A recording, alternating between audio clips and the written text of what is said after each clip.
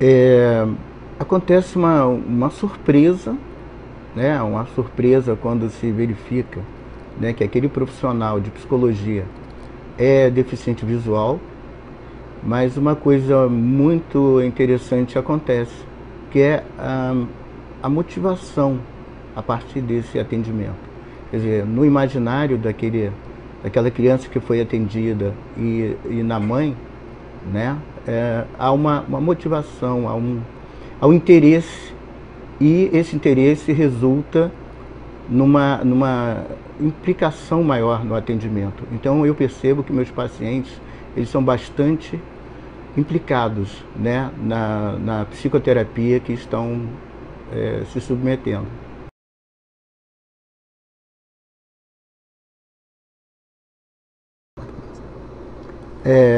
A deficiência hoje, ela está definida a partir dos impedimentos. Então, se você tem um impedimento importante numa determinada área do funcionamento da sua personalidade, esse impedimento, ele vai, na verdade, representar algum aspecto da deficiência.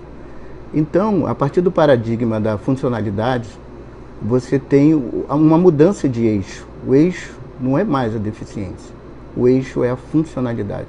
Então, mesmo uma pessoa sem deficiência pode estar sem funcionalidade, ou seja, pode estar apresentando alguma deficiência.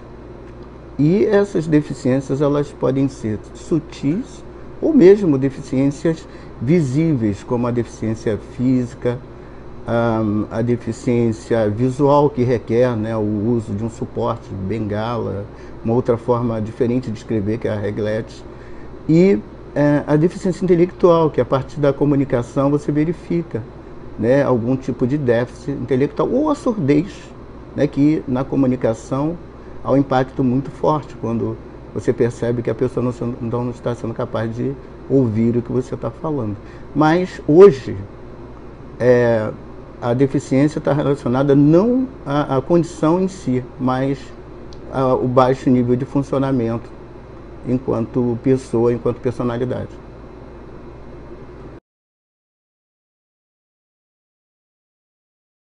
O diagnóstico, ele, tanto na questão da deficiência especificamente, quanto no contexto geral, ele é o ponto de partida para que você possa aplicar a técnica psicológica. Então, o que nós necessitamos de verdade é uma renovação da concepção mesmo de diagnóstico. Precisamos renovar o olhar para algo que tem muita importância, porque é exatamente a partir do diagnóstico que você aplicará, né, a técnica psicológica.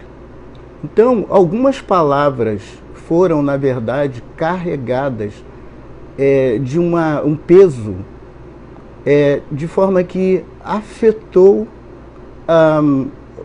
a prática. A prática do diagnóstico, ela na verdade, o fluir da conduta terapêutica. Isso em qualquer área se faz o diagnóstico. Então, tirar esse peso do diagnóstico como uma coisa ruim é algo imprescindível, pois sem diagnóstico, como é que você vai tratar? Como é que você vai seguir uma conduta que é compartilhada entre os diferentes profissionais?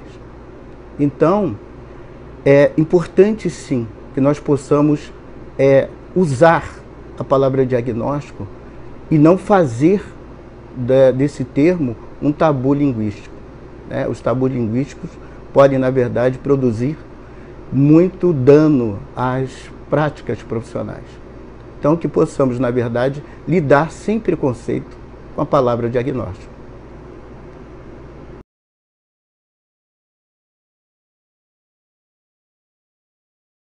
A condição de deficiência vem ao longo do tempo sendo, na verdade, superada a partir do desenvolvimento de suportes dos mais diversos, né? E a atitude social em relação a pessoas com deficiência, na verdade, o preconceito, ele tem sido, na verdade, minimizado, né? A partir do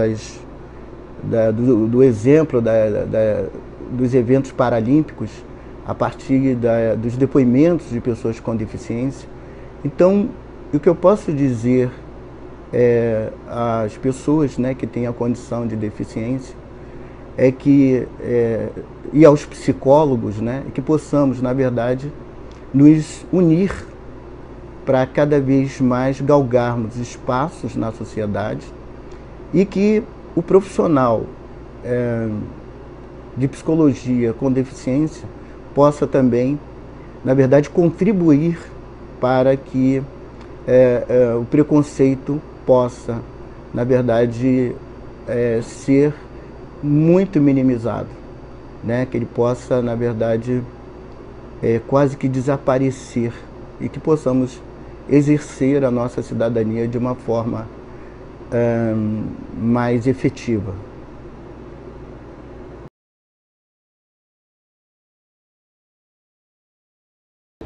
A atitude, quando eu comecei a trabalhar com a questão da deficiência, o que aconteceu? Eu comecei a perceber que o que impacta a inclusão social é a atitude frente à pessoa com deficiência. Você entende? Então, quando você diz quem quer trabalhar com a pessoa com deficiência, porque o trabalho, em muitos momentos, de pessoas que têm uma aversão com a pessoa, em relação à pessoa com deficiência, causa estresse. Entendeu? Aí você não quer ser politicamente incorreto. Você força. Do que você força, os momentos de estresse vão acontecendo e você começa, na verdade, a ter um sofrimento psíquico. Entende? Então você diz assim, não, eu vou ajudar a pessoa com deficiência, mas isso dentro do contexto do que é politicamente correto. Mas a tua atitude social é desfavorável, eu não quero conviver. O que acontece aí? Dissonância cognitiva. E nesse fenômeno aí da dissonância cognitiva, você tem o quê? O sofrimento psíquico. Então, o trabalho, a tecnologia social é importantíssimo para a redução desse estresse, desse momento de estresse que o professor